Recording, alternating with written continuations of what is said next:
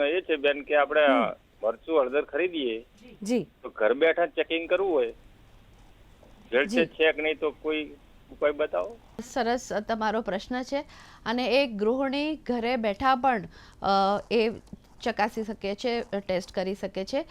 બે ત્રણ simple test તમને કહું કે તમે મરચું પાવડરમાં મેં જેમ અગાઉ વાત કરી કે એમાં ઈટાની ભૂકી અથવા તો નોન પરમિટેડ કલર્સ જે અખાદ્ય કલર્સ હોય એ મિક્સ કરવામાં આવે છે અને લાકડાની ભૂકી. હવે એને પકડી પાડવા ગ્લાસમાં એક ગ્લાસ પાણી લઈને ઉપર મરચું પાવડર નાખો અને કલર તમે જુઓ કે આમ લાઈન આખી ગ્લાસ કલરવાળું થઈ જાય અને તો એક લાઈન બે ત્રણ લાઈન આમ કલરવાળું જતી દેખાય એટલે કે અખાદ્ય કલર એમાં હશે.